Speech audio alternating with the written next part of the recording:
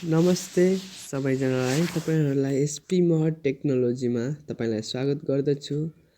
तपाईले यस च्यानल लाई सब्स्क्राइब गर्नुभएको छैन भने यस च्यानललाई सब्स्क्राइब गरिदिनु होला। मैले यो भर्खरै खोलेको च्यानल हो। आज म तपाईहरुलाई सिकाउने छु कि फोटा कसरी सजिलैसँग एडिट गर्ने पिक्चार्ट देखि र पहिलेको फोटो भन्दा एचडी फोटो कसरी बनाउने भन्ने कुरा म तपाईलाई सिकाउन जाँदै छु। सर्वप्रथम तपाईले चाहिँ पिक्चार्ट एपलाई डाउनलोड गर्नुपर्ने छ आफ्नो मोबाइलमा। पिक्चार्ट एप डाउनलोड गर्नको लागि तपाई प्ले स्टोरमा जानुस् र PICSART पिक्चार्ट भन्ने टाइप गर्नुस् अनि त्यसलाई चाहिँ सर्च गर्नुस्। त्यो सर्च गरेपछि तपाईले चाहिँ त्यहाँ पिक्चार्ट एप देख्नुहुनेछ अनि त्यसलाई चाहिँ तपाईले इन्स्टल गर्नुस् र इन्स्टल गरिसकेपछि यहाँ बाहिर आउनेछ तपाईको एप्समा मेरो पहिले नै सर्वप्रथम तपाईले चाहिँ पिक्चार्ट एपलाई डाउनलोड गर्नुपर्ने छ आफ्नो मोबाइलमा। पिक्चार्ट एप डाउनलोड गर्नको लागि तपाई प्ले स्टोरमा जानुस् र PICSART पिक्चार्ट भन्ने टाइप गर्नुस् अनि त्यसलाई चाहिँ सर्च गर्नुस्। त्यो सर्च गरेपछि तपाईले चाहिँ त्यहाँ पिक्चार्ट एप देख्नुहुनेछ अनि त्यसलाई चाहिँ तपाईले इन्स्टल गर्नुस् र इन्स्टल गरिसकेपछि यहाँ बाहिर आउनेछ तपाईको एप्समा। तपाईले प्ले स्टोर देखि पिक्चार्ट एप इन्स्टल भइसकेपछि तपाईको यस्तो एप्सहरुमा देखिन्छ। यहाँ चाहिँ पिक्चार्ट छ, यहाँनेर मैले यहाँ सही गरेको छु, यहाँनेर पिक्चार्ट छ। अब तपाईले चाहिँ फोटो एडिट गर्नको लागि आफ्नो ग्यालरीमा जानुहोस् र ग्यालरीमा गएर कुन फोटो एडिट गर्न चाहनुहुन्छ तपाई त्यसलाई चाहिँ चुज गर्नुहोस्। म यहाँ चुज गर्ने छु फेभरेटको कुन फोटो म चाहिँ यो फोटोलाई चाहिँ चुज गर्ने छु र यो फोटोलाई तपाईको अगाडि एडिट गरेर देखाउने छु। एकदम क्लियर र झक्कास फोटोलाई। अब यसको लागि एडिट गर्नको लागि तपाईको यहाँ तल चाहिँ शेयर बटन छ, यता तलतिर हेर्नुस्, डिलिटको यता साइडमा शेयर बटन छ। त्यो शेयर बटनलाई तपाईले एकचोटी क्लिक गर्नुहोस् र यहाँ शेयर बटनमा क्लिक गरेपछि यता पिक्चार्ट कहाँ छ त्यसलाई खोज्नु होला। यता तलतिर, यहाँ मेरो चाहिँ यता माथितिर छ, यहाँ छ। तपाईले चाहिँ यता तलतिर खोज्नु होला, जताततै हुन सक्छ। पिक्चार्ट भएको ठाउँमा चाहिँ तपाईले क्लिक गर्नुहोस्। क्लिक गरिसकेपछि यस्तो आएको बेला चाहिँ माथि यहाँ स्किप बटन छ, यता माथि साइडतिर हेर्नुस्, राइट साइडको माथि त्यो स्किप बटनमा तपाईले क्लिक गर्नुहोस्। मैले स्किप बटनमा क्लिक गरिसकेको छु। यस्तो आउनेछ, त्यो स्किप बटनलाई क्लिक गरेपछि त्यसपछि तपाईको यहाँ माथि साइडमा चाहिँ स्टार्ट एडिटिङ छ अनि माथि स्टार्ट एडिटिङ यता साइडमा क्लोज बटन छ। त्यो क्लोज बटनमा तपाईले दबाउनुहोस्, क्लिक गर्नुहोस्। त्यसपछि यो फोटो आउनेछ। यो फोटो आइसकेपछि अनि यहाँ तल चाहिँ फङ्क्सन्सहरु, धेरै फङ्क्सनहरु दिएको छ।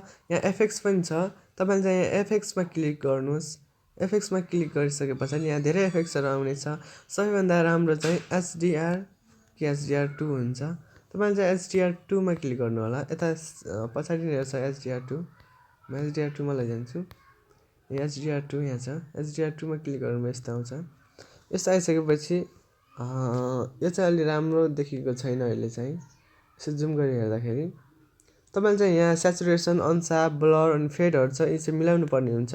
तपाईले चाहिँ फेडलाई चाहिँ एकदम 0 मा ल्याउनुहोस्। स्याचुरेसनलाई चाहिँ अलि अगाडि स्याचुरेसन बढाउनुहोस्, यतिमा बढाउनुहोस्। अनि अनसापलाई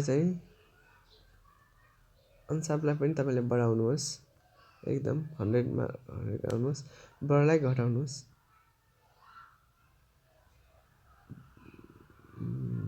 ब्लरलाई बिचमै राख्नुहोस्।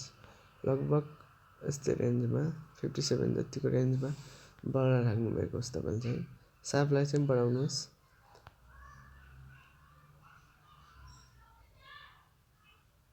स्याचुरेसनलाई पनि लगभग 90 को रेन्जमा। फेडलाई चाहिँ तपाईले घटाउनु होला। अब यो घटाइसकेपछि चाहिँ तपाईको अनुहारमा चाहिँ यस्तो रातो रातो कालो कालो आइरहेको छ। यसलाई चाहिँ हटाउनु पर्ने हुन्छ तपाईले। यसलाई हटाउनको लागि स्याचुरेसन यति नै राख्छु, स्याचुरेसन चाहिँ यसलाई हटाउनको लागि चाहिँ अनुहारमा भएको यो रातो रातो कालो कालो यसलाई हटाउनको लागि चाहिँ तपाईँले यो माथि यहाँ इरेजर बटन देख्नुभएको होला, ब्याकदेखि यता रिसाइज छ अनि त्यसपछि इरेजर बटन छ होइन, त्यो इरेजर बटनलाई चाहिँ तपाईँले क्लिक गर्नुहोस् र क्लिक गरेपछि यस्तो आउनेछ। तर यो इरेजर बटन चाहिँ अनुहारमा छुनुहोस्, जहाँ जहाँ त्यस्तो छ यता छुनुहोस् र त्यो जुन जुन कालो छ त्यो हट्नेछ। तपाईँले त्यसलाई चाहिँ अनुहारमा प्रयोग गर्न सक्नुहुनेछ। ल जता स्किन छ त्यहाँ स्किन भयो तपाईँले यो इरेजर बटनलाई तपाईँले प्रयोग गर्नु होला, ताकि यो तपाईँको यो अनुहारमा भएको यो चाहिँ हटाउनेछ यसले चाहिँ। म चाहिँ त्यही प्रयोग गरेको छु। अनि यता हात र खुट्टाको पनि म गराउनेछु।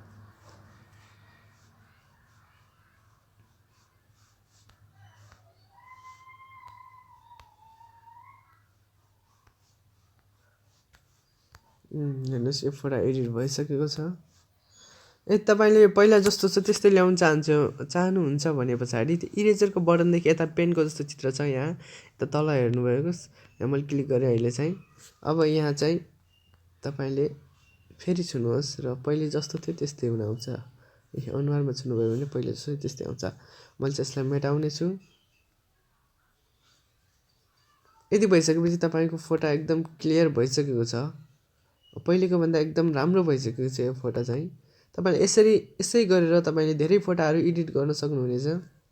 यसले चाहिँ यो विधिबाट चाहिँ तपाईँको यो कपडाको रङहरू बदलिन्छ, पछाडिको ब्याकग्राउन्डहरू एकदम राम्रो देखिन्छ। अनि म यो फोटो अहिले चाहिँ रेडी भइसकेको छ। म यसलाई चाहिँ सेभ गर्नेछु। सेभ गर्नको लागि माथि टिक बटन छ, तपाईँले चाहिँ यसलाई टिक गर्नु होला। अनि त्यस पछाडि फेरि तपाईँले चाहिँ फेरि अनुहारलाई अझभन्दा अझ सेतो चम्किलो गराउन चाहनुहुन्छ भने पछाडि तपाईँले चाहिँ यो टिक गर्नुहोस्, फेरि माथिको टिक गर्नुहोस्।